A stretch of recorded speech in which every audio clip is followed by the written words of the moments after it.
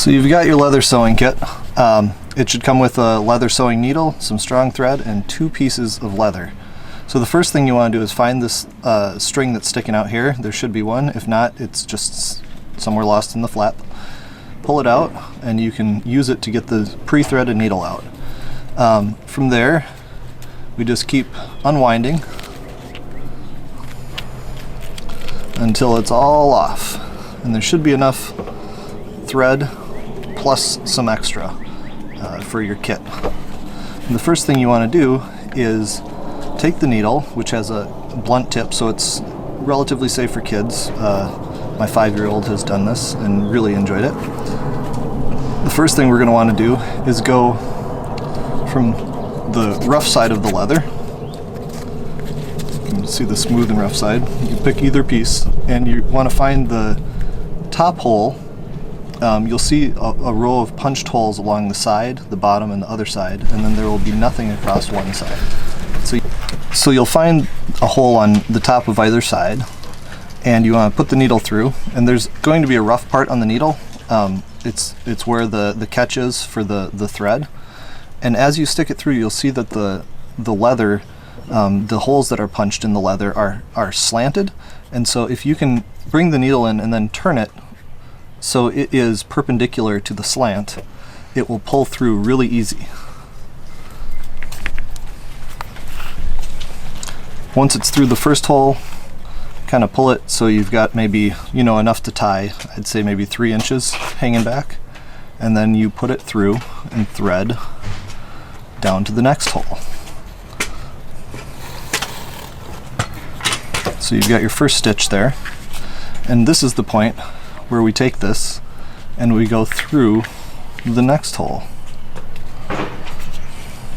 And we're going to bring it through, since we just came out the second hole down, we're going to bring it through the second hole here to start on the other piece.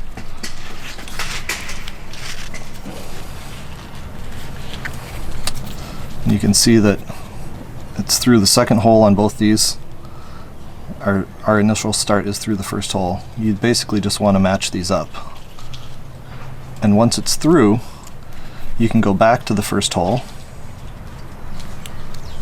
It might take a little bit to find it, but they should be punched relatively well. Once you find it, it should go through easy. And you turn it perpendicular again to the hole and bring it through. And I've just gone through this first piece here, but I will go through the second, or the first piece again here at the first hole. And it's when you're going through these holes again after a piece of thread is already through there, you want to make sure that you're not going to catch it. So I usually turn the part of the needle with the little rough bit there away from the thread, if possible, and pull it through. Now, I didn't give any of this instruction to my 5-year-old, and he was able to manage, so I think that even if you don't follow these instructions to the T, you're gonna be fine. It's not too difficult. Once you're through that first hole again, you're gonna go back through the second, and then at this point, once you're through there, you're just gonna continue to thread in and then back out and in and back out all along the edge here. And so we'll see if I can do that now relatively quickly. Always important to turn your needle perpendicular, otherwise it's very difficult to pull through.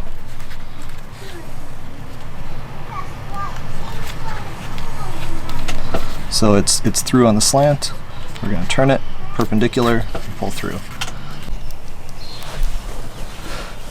Alright, so I've repositioned things a little bit just so we are in the shade a bit more, so it might be easier to see. So we're going to keep sewing here, turning our needle perpendicular to the slot as we pull it through, so it's easier.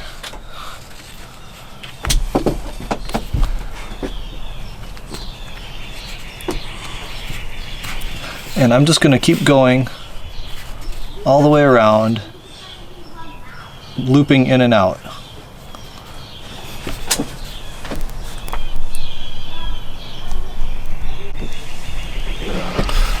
made some progress here. Went about another inch. I'm going to just show you this again to make sure everyone's seeing it. In one side, turn the needle perpendicular so it pulls through easy.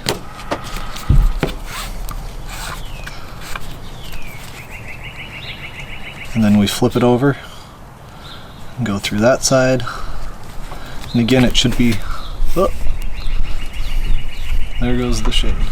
Let me fix that quick. Got some wind outside here today.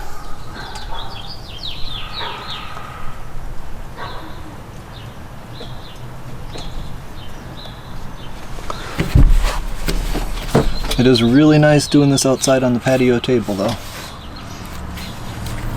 I'd recommend getting a lawn chair and doing it outside yourself if it's nice.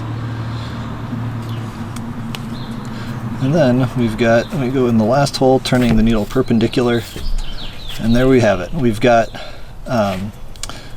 stitches in and out and in and out. And if you wanted to stop here, you could, but I like doing it, flipping it over and actually starting to go back. The result, I've got one with white thread here so you can see better, is going to be a stitch evenly every single way instead of one stitch at a time. I'm just going to bring this up, see if I can get this to focus so you can see. I really want to make sure that it's visible here.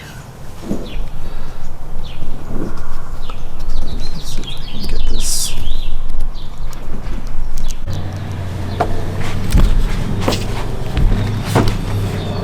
So we're going to take, it's coming out this side, and we're going to go back through then. And this is the part where you have to catch, where you don't want to catch the thread here. So you want to make sure that that catch on the needle here is pointing away from the thread, and then you pull it through.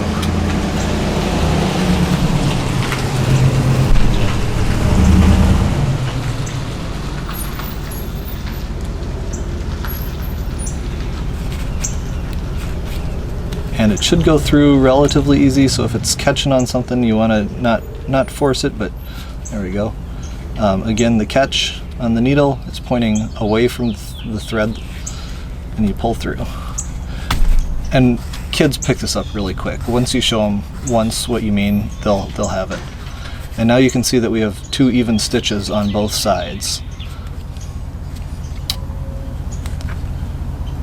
And we're just going to keep going with this until we get all the way back around.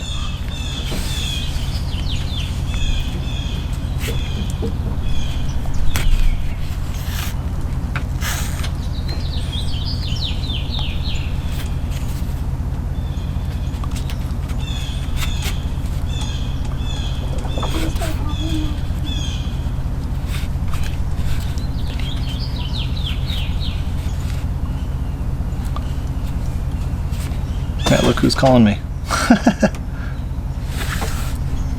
I'll have to call him back later.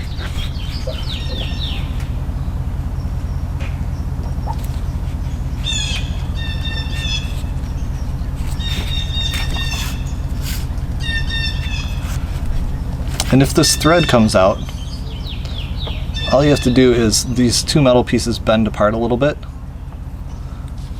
I don't know if you can see that or not, but they bend apart and the thread just goes right in there.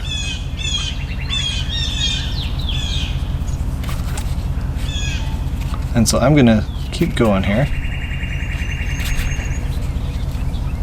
making sure the catch is on the opposite side of the thread.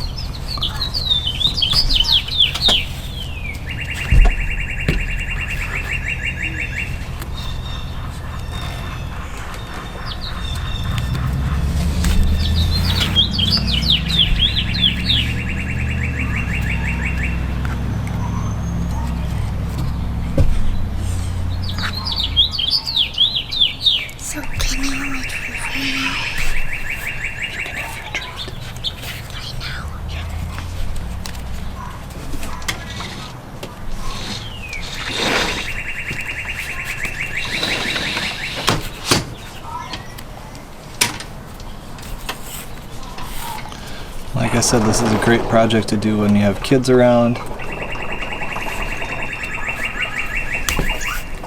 They can kind of get up and do something else for a bit and come back to it. It's a pretty short piece of thread, so it doesn't get tangled too much.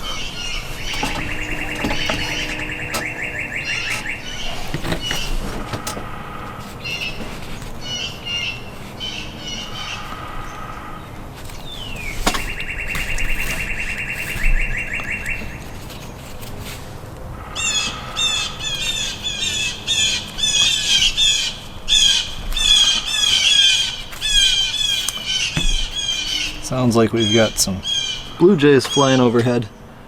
Spring is here.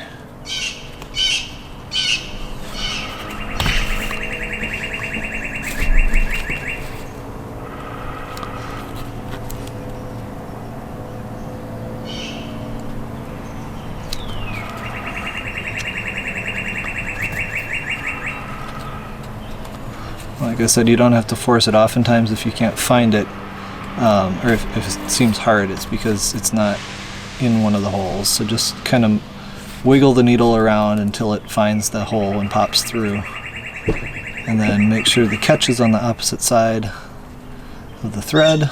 Turn the needle perpendicular and pull it through.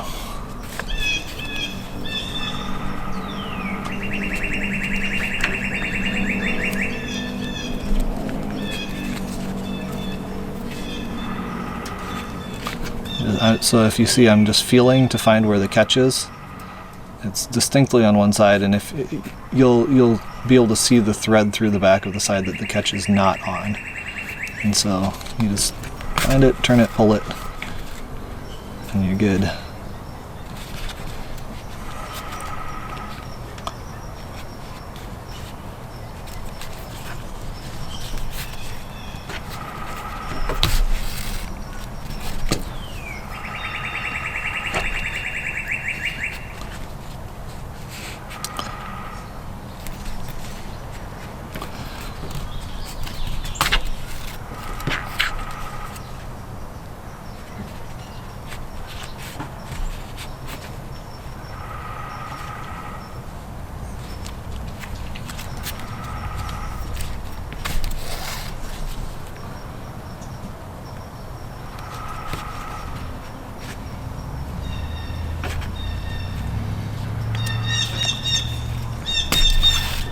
And if you turn that needle perpendicular and turn the catch away from the thread, it's going to go through very easy. Maybe not very easy, but pretty darn easy each time. And if you're having a hard time getting it to go through, you can just turn the needle a little bit once it's in the larger part to widen the hole, and then pull it through. The holes will shrink up after you're done with this.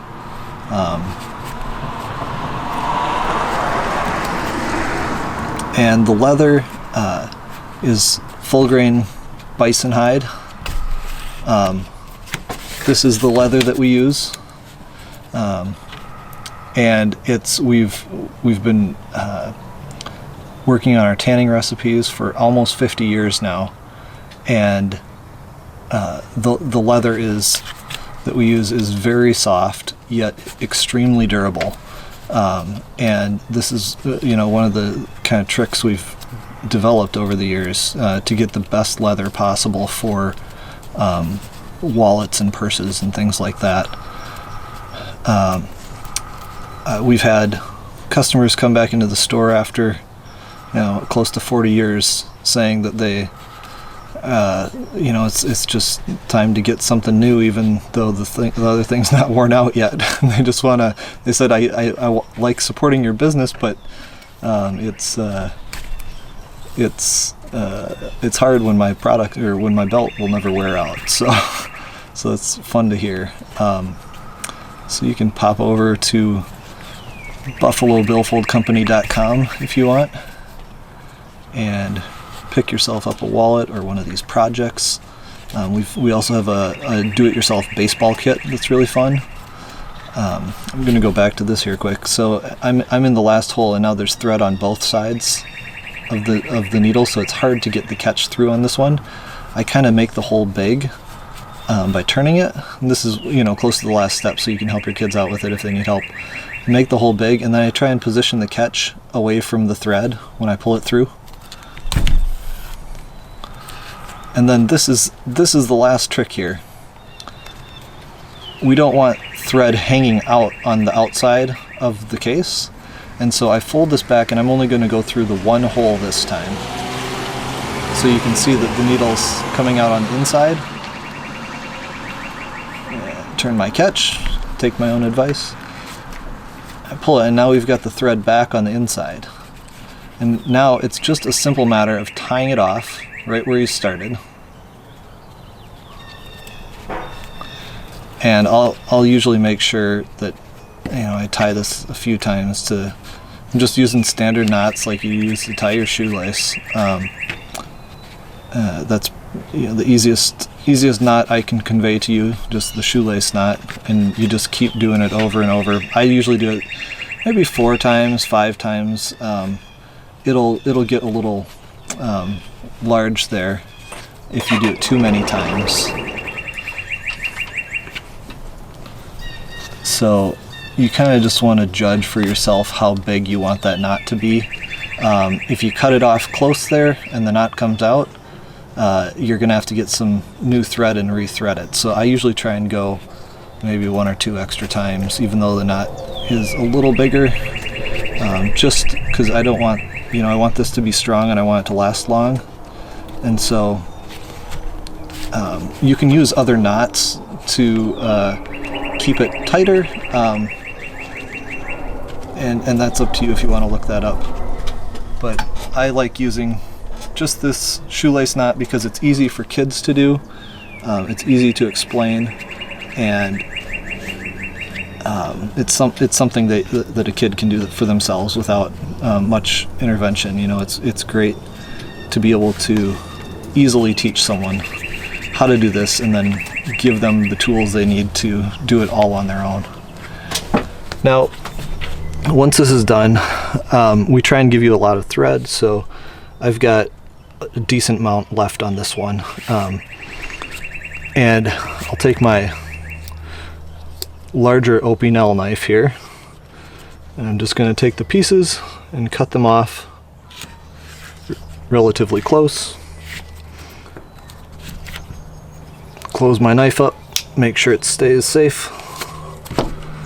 And you've got this pocket knife case now, or it can be used for any number of other things.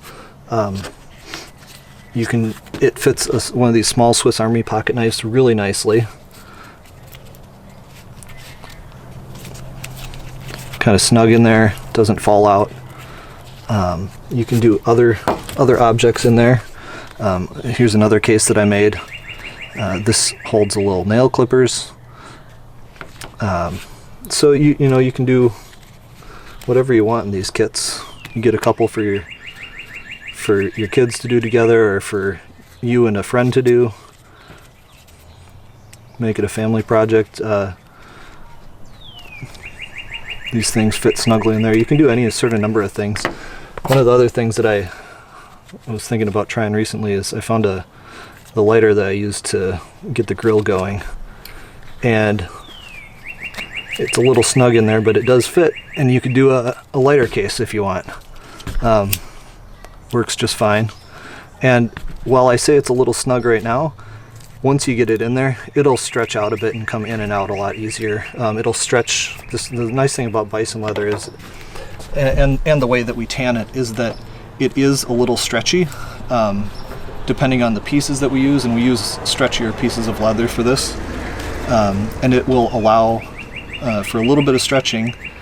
And our wallets are also made with this part of the hide, where it'll stretch a bit and you can keep sticking cards in your wallet. Just like this, you know, if you put the lighter in and let it sit there for a while, the next time you put it in, it's going to be easier to put in. My personal favorite, though, is the nail clippers case. It's nice because it's got a sharp edge. The leather's strong. Get that in there. It looks nice, you know. We'd love to hear in the comments below what you put in your case. We'd love some more ideas to share with others. So let us know what you choose to put in your case. And thanks for watching.